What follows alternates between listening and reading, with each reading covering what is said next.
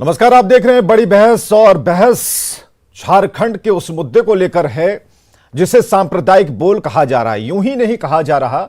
झारखंड के लातेहार के जो डीसी हैं अबू इमरान, उनके और बंधु तिर्की के बीच में जो बातचीत के जो अंश हैं, जो स्पीकर फोन पर बातचीत की गई, वो सभी के मोबाइल पर है। सभी लोग सुन रहे हैं, हैरान है, परेशान है। बोल आपको मुसलमानी तो जिताता है। झारखंड में अधिकारी कैसे सिस्टम के साथ खेलते हैं, इसकी वानगी लातेहार के डीसी का वायरल हुआ वो बयान कर रहा है, जिसे लेकर प्रदेश की सियासत गर्मा गई है। पहले आपको दो पक्षों के बीच बातचीत का वो अंश दिखाते और सुनाते हैं। एक है मांडर के विधायक बंधु तिर्की और दूसरी तरफ मोबाइल से फोन पर आ रही आवाज है लातेहार के डीसी अबू इमरान की। देख लीजिए, सेंसिटिव मामला है वहाँ। हाँ, क्या मतलब? तो आसपास जो है मुसलमान का इलाका है। अच्छा, बचाने वाला भी मुसलमान है, सीओ भी मुसलमान है और डीसी भी मुसलमान है। उसको दूसरा टर्न ले लेगा तो फिर मुसलमान जो है काफी नाराज है। एक पक्ष का आदमी अगर इतना विजिट करेगा तो नाराजगी होगा ना भाई। इसका मतलब आपको मुसलमानी तो जिताता है। आप नहीं, आप बेकार की बात नहीं। जो काम है उसको करिए, बाकी उस सब चीज क्या करना नहीं करना, दैट इज आवर रिस्पॉन्सिबिलिटी। ठीक, चलिए ठीक। दरअसल 4 दिन पहले यानी 18 सितंबर को लातेहार के शेरेगाड़ा में करम डाली विसर्जन के दौरान 7 बच्चियों की डूबने से मौत हो गई थी। दर्दनाक हादसे को लेकर मांडर विधायक बंधु तिर्की दौरे पर जाने वाले थे और फोन पर ये बातचीत उसी दिन की बताई जा रही है।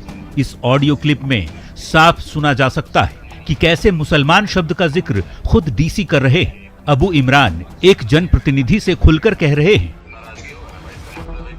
मुसलमान से जो दोस्ती आप लोग का है सिर्फ सही है कि उन्हें धर्म विशेष के लोग चुनाव में जिताते हैं। वायरल हुए इस ऑडियो वीडियो को देखकर जब न्यूज 18 ने बंधु तिर्की से बातचीत की तो उन्होंने मामले को तूल नहीं देने की बात कही। कोई अनबन नहीं होता है, बातचीत हुआ है, ऐसा कोई बात नहीं है भाई। ये सब चीज़ें में आप कुछ कौन ये मैं अपना किस संदर्भ में डीसी साहब अपनी बात को रखा, इसको बेकार का तूल देना ये देना नहीं होता। ये सब होते रहता है यार, इसमें क्या बात है? इसमें बहुत ज़्यादा इसको तूल देना नहीं है। पूरा लोगों का समस्या का निदान होना चाहिए। तो वहीं इस मामले पर लातेहार डीसी अबू इमरान का पक्ष भी हमने जानने की कोशिश की।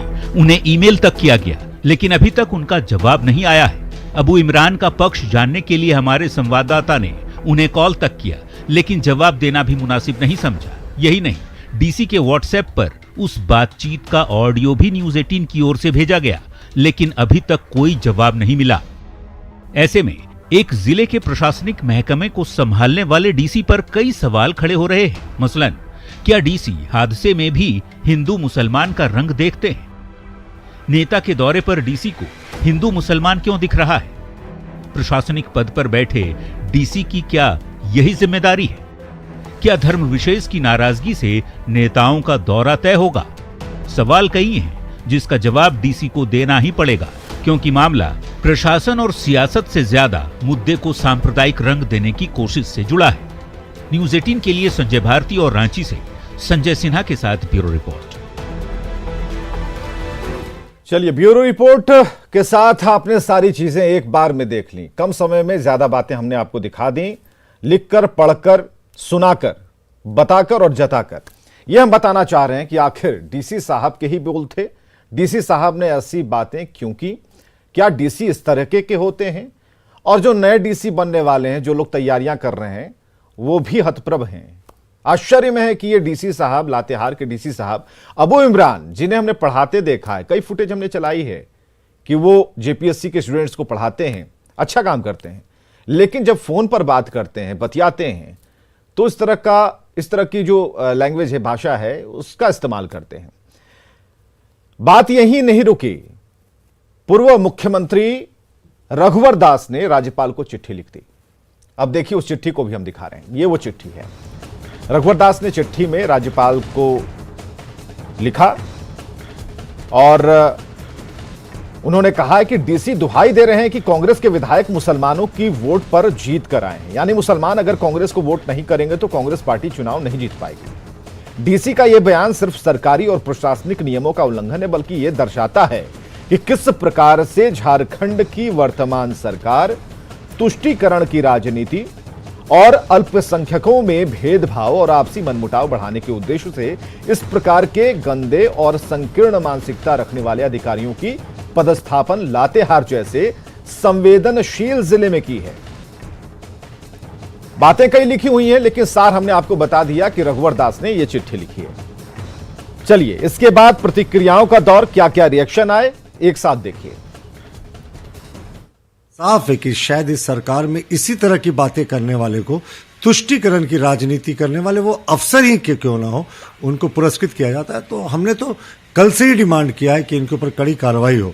लेकिन जैसा इस सरकार का तुष्टीकरण का रिकॉर्ड है, ये कोई बड़ा बात ना हो कि इन्हें लातेहार से तबादला कर किसी और अच्छे बड़े जिले में पोस्टिंग कर दी जाए। बंधु तिर्की जी माननीय विधायक हैं और पार्टी के कार्यकारी अध्यक्ष भी हैं। उन्होंने खुद से अपने दृष्टिकोण इस मुद्दे पर रख दिया है।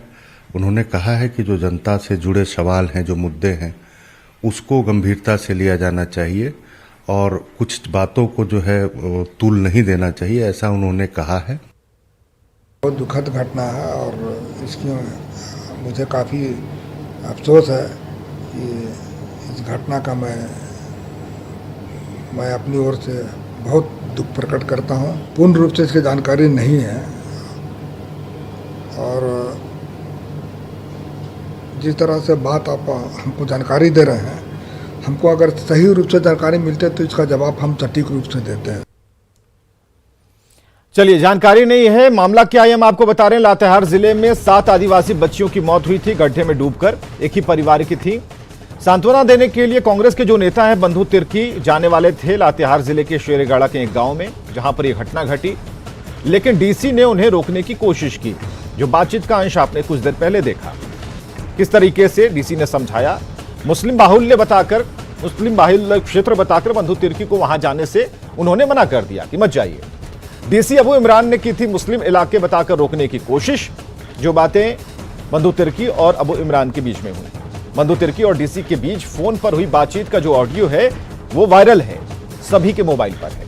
बंधु तिर्की ने ऑडियो की पुष्टि कर दी है और बातचीत को बेहद सामान्य बताया, कहा कि तूल मत दीजिए, इसे बढ़ाने की कोई जरूरत नहीं है। हालांकि बीजेपी ने डीसी अबू इमरान पर तत्काल कार्रवाई की मांग कर दी है। लातेहार का यह मामला है। इस मामले के बाद हम जरा आगे बढ़ते हैं। बंधु तिर्की ने जो सफाई दी उसे भी आप पढ़िए। उन्होंने पहली लाइन कही, कोई अनबन नहीं हुआ। ये सफाई हम आपको बता रहे हैं। बंधु तिर्की से दोबारा पूछा गया, बातचीत हुई है, ऐसी कोई बात नहीं है, बंधु तिर्की कहते हैं। तीसरी बात बंधु तिर्की क्या कहते हैं, डीसी साहब ने किसी संदर्भ में अपनी बात रखी थी। अब संदर्भ क्या था, वहां जाने को लेकर ही संदर्भ था। इसे बेकार में तूल देने की जरूरत नहीं है। जब मीडिया फोरम में और सभी के सोशल साइट्स पे चला गया तब की ये बात है। राजनीतिक जीवन में ये सब होते रहता है, ठीक बात है। असली बात यह है कि लोगों की समस्या का निदान होना चाहिए। यह काम की बात बंधु तिर्की ने यहां पर की। लोगों को मिलजुल कर काम करना चाहिए। सभी लोग मिलजुल कर ही काम करते हैं, कहीं कोई दिक्कत नहीं है। मैं जिस मकसद से वहां गया था वो मकसद पूरा हो गया। ठीक है, सांत्वना देने गए थे, पीड़ितों का हाल लेने गए थे, वो मकसद था आपका। मैं लातेहार जाता रहूंगा और डीसी से भी बात करता रहूंगा। ये बातें बंधु तिर्की ने कही हैं। अब तीसरी स्लाइड जो सवालों से भरी पड़ी है और लातेहार डीसी से ये सवाल है।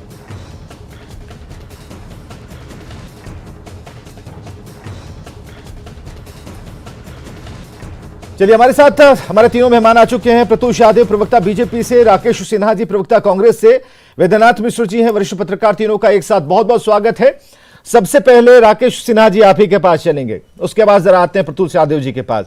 राकेश सिन्हा जी, जो हुआ, जो हमने सुना, जो चीजें वायरल हैं, उसके बाद भी क्या कांग्रेस अभी तक अपना स्टैंड क्लियर कर पाई है? इससे अभी भी सामान्य बातचीत का एक अंश बता रही की कांग्रेस?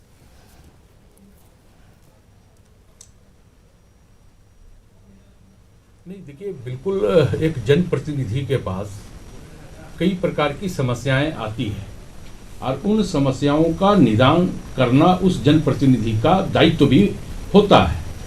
अब रही बात कि बंधु तिर्की जी हमारे पार्टी के सिर्फ विधायक ही नहीं, बल्कि वो हमारे पार्टी के सम्मानित कार्यकारी अध्यक्ष भी है और एक कार्यकारी अध्यक्ष के रूप में अगर वो किसी जिला का भ्रमण करते हैं जहां किसी प्रकार की घटना घटती है तो स्वाभाविक तौर पे वो अपने दायित्वों का पूर्ण रूप से निर्वहन कर रहे हैं।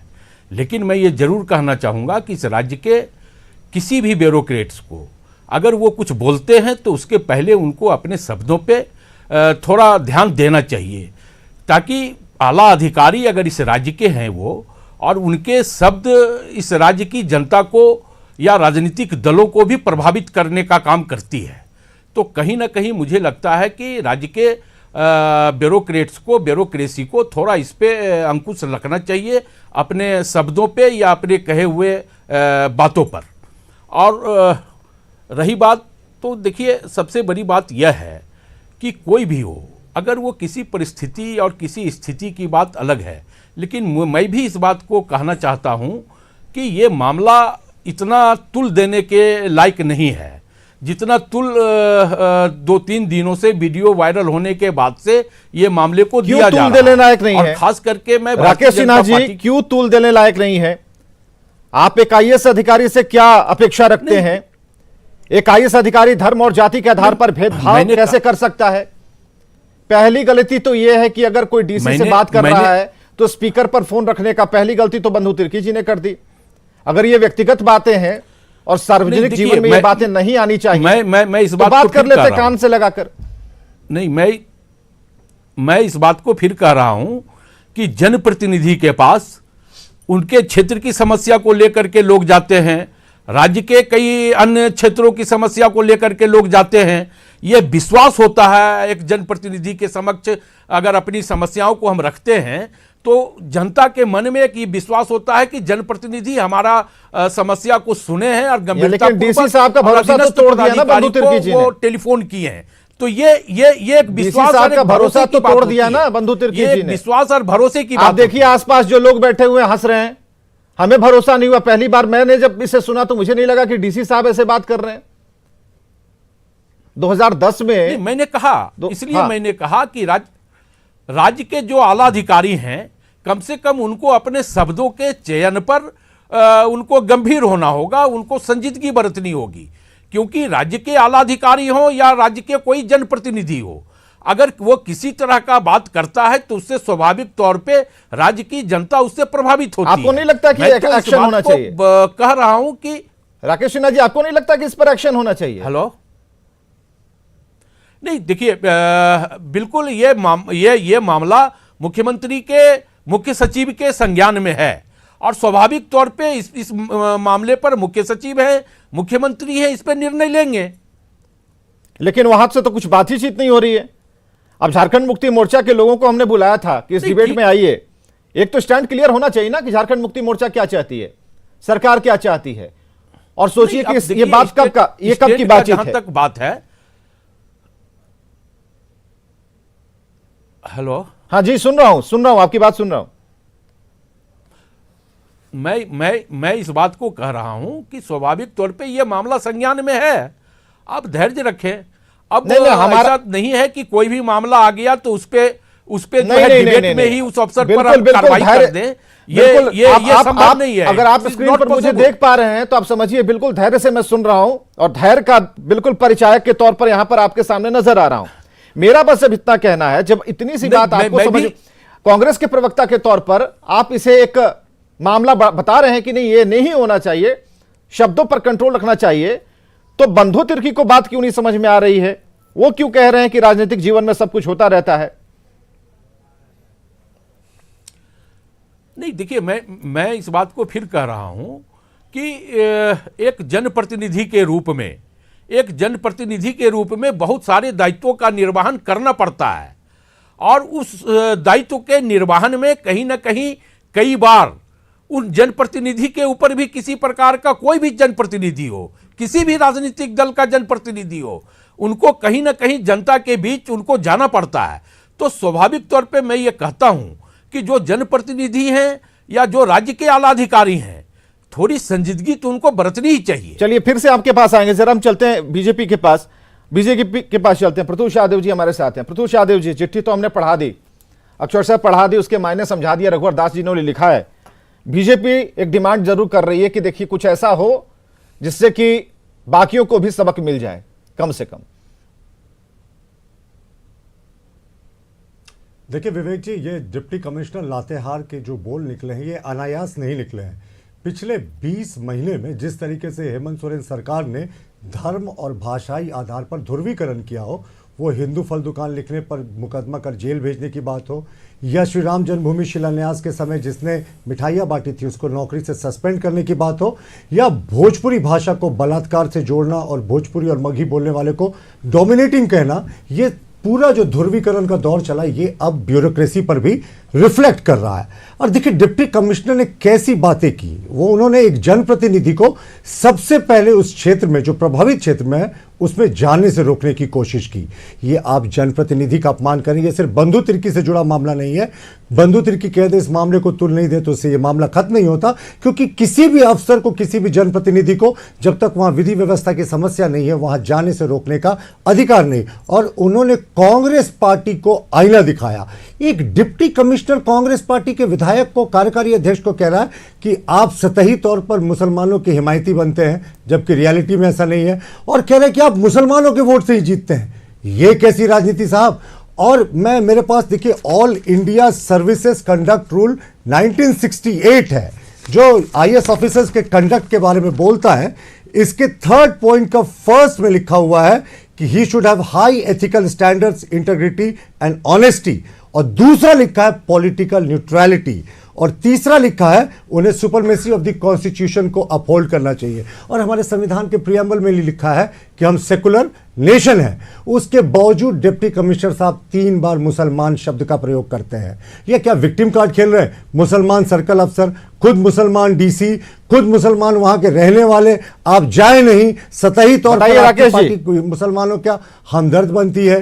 राकेश जी, ऐसा नहीं होना चाहिए। मैं मुझे लगता परिचय है दे रहा हूं, राकेश जी को मैं सुनना था, सुनिए प्रतुल शाहदेव जी के सवालों का जवाब 10 सेकंड सिर्फ। हाँ ठीक है प्रतुल। विवेक जी सिर्फ 10 सेकंड, 10 सेकंड मैं 10 सेकंड राकेश जी से कहता हूं कि राकेश जी ने कहा, एक अच्छी बात कही कि ऐसा जनप्रतिनिधियों के साथ किसी अधिकारी को नहीं बोलना चाहिए, लेकिन मैंने तुमने आईएएस का कंडक्ट रूल पढ़ा दिया। इस घटना को बीते 72 घंटे हो गए हैं। क्या डिप्टी कमिश्नर पे शो कॉज करके उसके पक्ष को जानने की कोशिश की गई? बिल्कुल नहीं, कुछ नहीं होगा। डीसी ने मुस्लिमीकरण और जो तुष्टीकरण की बात करके अपने पॉइंट्स गेन कर लिए इस गवर्नमेंट में। कोई बड़ी बात नहीं हो कि उनको बड़ा जिला मिले जल्द। बिल्कुल राकेश, बिल्कुल। हाँ। मैं देखिए सबसे बड़ी बात यह है कि भाई प्रतुल सहदेव जी ने जो आईएएस कंटेक्ट कोर्ट निकाला है, कंटेम्प्ट नहीं, कंडक्ट सर्विस कंडक्ट, तो ये रूल उस वक्त कहां गई थी भारतीय जनता पार्टी की? कंटेम्प्ट किया आपके ऊपर, नहीं कि आपको कंटेम्प्टी शब्द याद आता। जी मैंने बहुत गंभीरता से आपकी बात को सुन रहा था। मैं आपको करेक्ट कर रहा हूं। मैं बिल्कुल मैं कह रहा हूं ये कंडक्ट रूल है। तो उस वक्त ये रूल कहां गई थी जब रघुवर दास जी के सरकार में राज्य के डीजीपी सार्वजनिक मंच से कहते हैं कि मैं भारतीय जनता पार्टी का सदस्य हूं। ये उन्होंने कभी नहीं कहा। उस वक्त ये रूल, ये आप दिखाएं नहीं, कि बिल्कुल उन्होंने कहा। मैं वीडियो दे दूंगा आपको। नहीं राकेश जी वीडियो निकालिए, तब बिल्कुल इस बात को राकेश जी निकालिए जरा। वरिष्ठ पत्रकार हमारे साथ बैठे वैद्यनाथ मिश्र जी निकालना चाहिए था। नहीं, वरिष्ठ पत्रकार हमारे साथ वैद्यनाथ मिश्र जी बैठे हुए, जरा उनसे बात करते हैं। एक मिनट रुकिए वैद्यनाथ मिश्र जी, वैद्यनाथ मिश्र जी, जनता पार्टी के पेट में दर्द इसलिए हो रहा है। ठीक है राकेश जी, एक मिनट रुकिए तो। वो मुस्लिम है, ठीक है, एक टिप्पणी तो बनता, एक टिप्पणी। वैद्यनाथ मिश्र जी हमारे साथ बैठे हैं। वैद्यनाथ जी, इस पूरे मसले को किस तौर पर आप देख रहे हैं? आईएएस होने के नाते 4-5 सवाल तो हमने दाग दिए, आप हमारे वरिष्ठ पत्रकार हैं और कई जिलाधिकारियों को और ऐसी चीजों को आपने देखा होगा।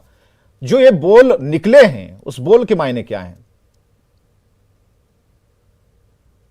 देखिए ऐसा है कि जिस समय ये ऑडियो जो भी वायरल हुआ और पब्लिक के बीच में आया, जी मैं नहीं कह सकता हूं कि वो सही है गलत है क्या है, मुझे नहीं मालूम है फैक्ट्स क्या है, ठीक है, लेकिन जो सच्चाई है और विधायक जी जिसको सही मान रहे हैं, उसके बाद उस डीसी को अपने पद पर रहने का कोई अधिकार नहीं है और मुख्यमंत्री को और मुख्य सचिव को तत्काल उनको वहां से हटा करके उन्हें शो कॉज जारी किया जाना चाहिए था। जो आचार संहिता है वह आपको हिदायत देती है कि आपको अपने पद पर अपने कार्यों के निर्वहन के समय जाति धर्म, हमारा संविधान भी कहता है कि जाति धर्म लिंग भाषा इसके आधार पर आप विभेद नहीं करेंगे। तो आपने वह जो शपथ ली है, वह जो प्रतिज्ञान आपने लिया है, उसका आपने उल्लंघन किया है, इसलिए आप डीसी के पद पर रहने के लायक नहीं हैं अबू इमरान साहब, पहली बात। लेकिन मुझे ऐसा लगता है कि यह सरकार कुछ करने नहीं जा रही है, क्योंकि इस सरकार को इसमें आनंद आ रहा है, क्योंकि बांटो और राज करो की नीति इस राज्य को ही समाप्त करके रख देगी। और ये बहुत पहले से चल रहा है, जब राज बना तब से ही ये बातें चल रही हैं।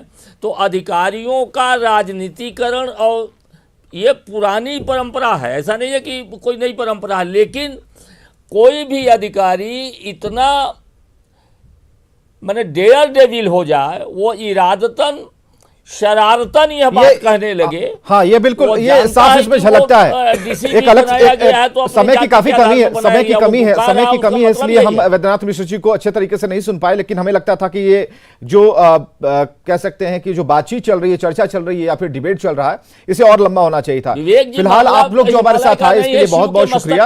और एक बड़ा जो मुद्दा है इस बात को लेकर है कि क्या एक्शन होता है, कब तक एक्शन होता है, सरकार क्या इसके ऊपर एक्शन लेती है, औरों के लिए सीख प्रस्तुत करने के लिए सरकार क्या कहती है, या फिर जो अभी वैद्यनाथ मिश्र अपने अनुभवों के जरिए कह रहे थे या फिर प्रतुल शाहदेव कह रहे थे, दोनों की बातें मिलकर एक हो जाती हैं। खबरें लगातार जारी हैं।